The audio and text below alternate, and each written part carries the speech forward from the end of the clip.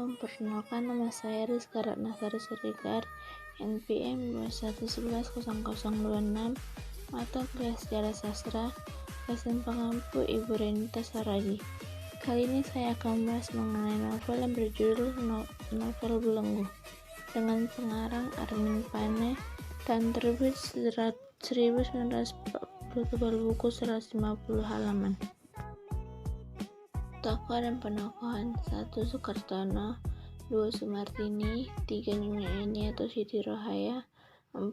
Abdul, 5. Mina, 6. Nyonya Sutatmo, 7. Nyonya Padma, 8. Nyonya Surtio, 9. Putri Amina, 10. Nyonya Sumarjo, 11. Mardani, 12. Putri Kartini, 13. Sartoino, 14. Karno, 15. Tati.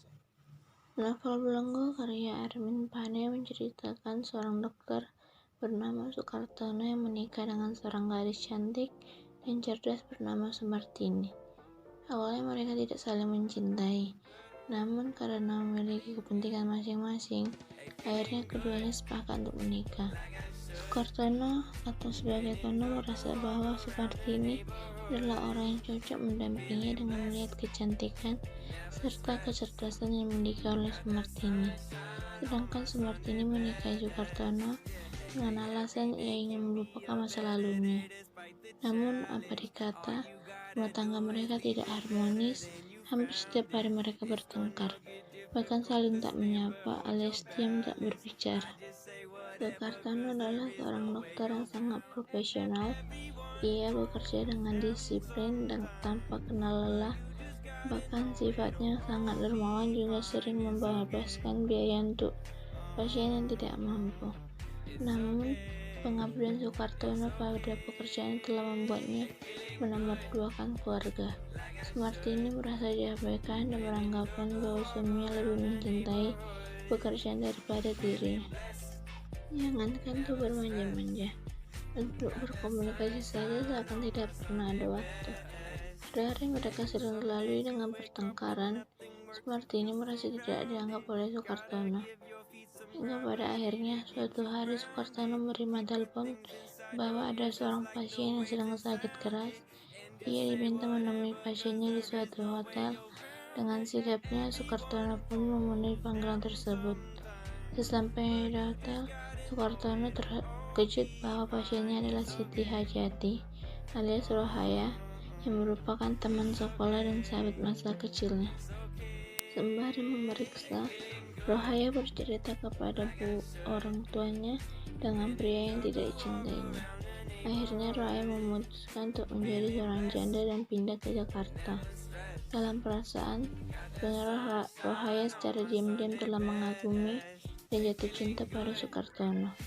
Itulah yang membuatnya mencari keberadaan Soekartono. Setelah bertemu, Rohaya kemudian memuai aksinya untuk merayu Soekartono. Semula Soekartono tentu tidak terpengaruh dengan rayuan Rohaya, tetapi karena terus diberi pujian, akhirnya ia mulai simpati kepada Rohaya. Soekartono merasa bahwa Rohaya bisa memberikan ketenangan hati yang selama ini tidak dapat dari Sumartini. Selang beberapa waktu, Sumartini mengetahui bahwa Soekartono ada hubungan lebih dengan Rohaya. Akhirnya Sumartini murka, kemudian pergi ke hotel tempat Rohaya menginap untuk melabraknya. Namun setibanya di hotel, Sumartini tak jadi marah karena perasaannya luluh oleh kelembutan hati dan keramaan Rohaya.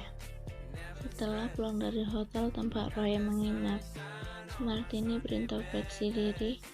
Ia merasa terlalu kasar pada suaminya yang tidak bisa memberikan rasa kasih sayang seperti yang diinginkan suaminya.